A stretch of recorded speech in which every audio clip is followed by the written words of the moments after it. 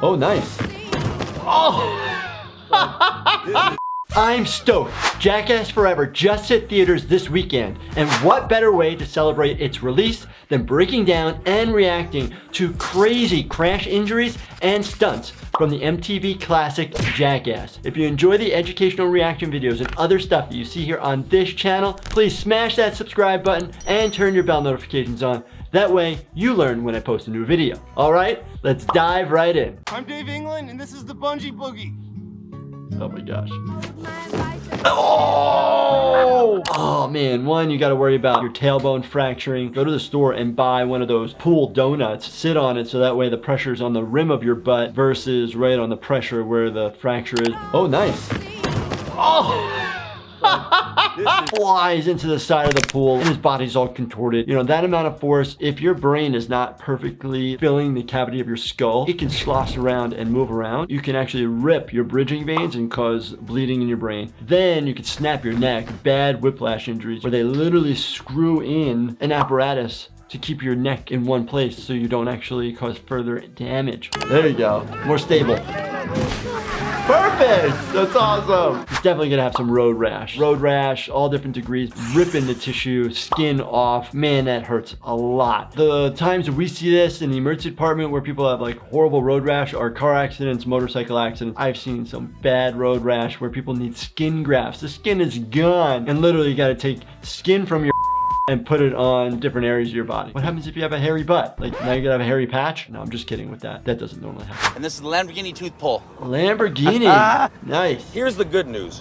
What you're doing is stupid. This is gonna suck. Here's the good news. I don't know if anybody's seen or done it as a kid, putting a string to your tooth and like somebody slamming the door. Again, don't do that, okay? So this is like the over-the-top expensive luxury car edition version of that.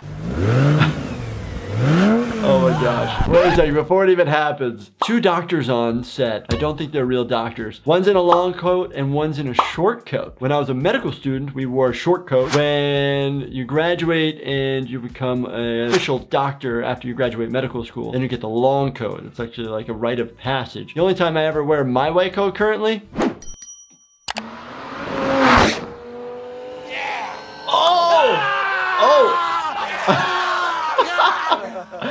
Wait a minute, it came to me. This is just an adult tooth. Ow! These have long roots into the bone. You can actually replant that back in right then and there. You can run it underwater, don't scrub it, don't brush it, nothing like that. It has ligaments on the tooth itself that help reattach it and keep it in place. And you basically put it back in the socket as long as the socket is clean. But if it's been too long of a period of time, then we actually can't replant because those ligaments on the tooth itself is going to become useless. The tooth won't hold. I'm Johnny Knoxville. This is the jet ski. Oh, at least he's wearing a helmet.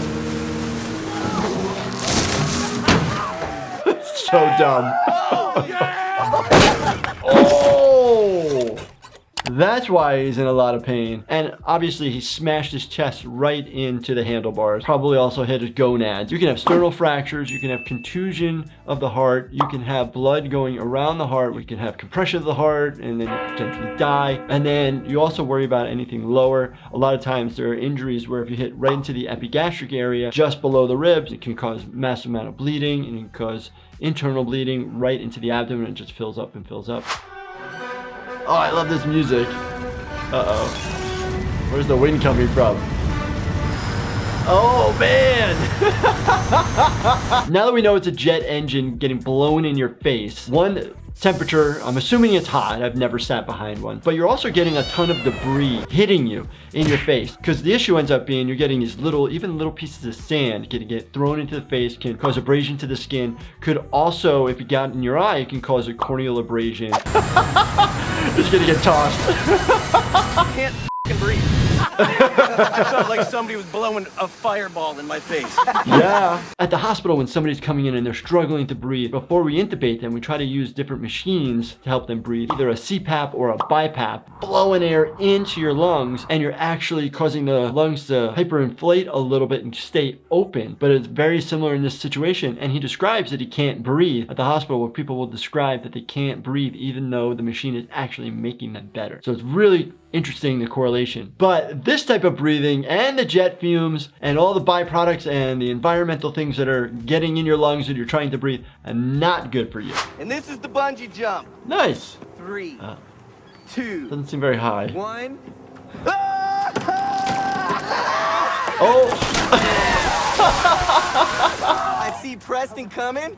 Once he was past me, he pulled me down more. I love it. That's so dangerous, though. You can still have a lot of injuries, even from this height, if you don't fall correctly. Right when I see this, all I'm worried about is them colliding in the air and causing injuries to each other. And when you're having that type of torque of change of direction, you can snap your back, cause a herniation of a disc, and then actually you can cause whiplash injuries to your neck, which then can cause cervical fractures, spinal cord injuries. There's even a thing called a shringomyelia, where you actually get potential blood and dissection of the spinal cord down the middle, and that would actually have like cape-like abnormalities of your upper extremities. We see Wee Man getting pulled, well, bungee jumping back up, right? And then he just gets wham, whipped right into the water. Obviously, Olympic diving, you have much higher boards than potentially of this, but they're professionals and they've worked up at it, versus basically doing a cannonball or belly flop into the water that they have here. And then the other issue ends up being is the temperature of the water. Sometimes if the water is super cold, it can inhibit your breathing, causes almost like a shock to your body. Hello, my name's Johnny Knoxville, and I'm about to end this movie. Wait a minute. Okay, so they're ending the movie. Look at what we got. Everybody's wearing safety glasses. Good. Okay. But then we got somebody who's in a neck collar. And everybody see the neck collar? There is minimal to no use of these neck collars. I don't think I've given one of these out ever in my career as an ER doctor, because more studies have shown that they cause more harm than good.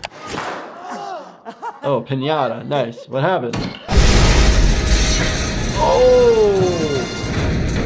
Oh! I don't know if this is real or not. It looks pretty darn real. Luckily, they're professionals.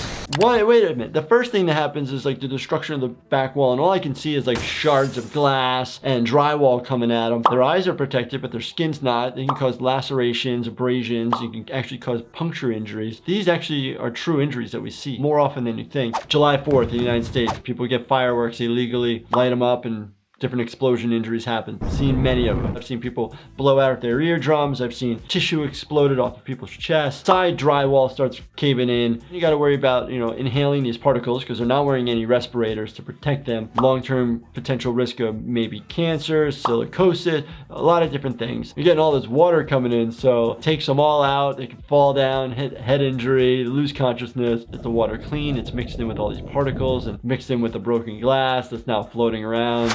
These look fun, but they're dangerous. They have a component of, oh, this looks cool, but there's massive other risks and dangers to them, so you just have to be really careful. I love the entertainment factor of Jackass, and I can't wait to see Jackass Forever in the movies. Let me know in the comments if you guys are going to go see it, or if you saw it, what was like your favorite scene or favorite stunt that they did. But if you guys enjoyed this, definitely check out this series right here of the other Jackass videos that I've done. And as always, subscribe, turn those bell notifications on. Thank you so much for watching, and stay healthy, my friends.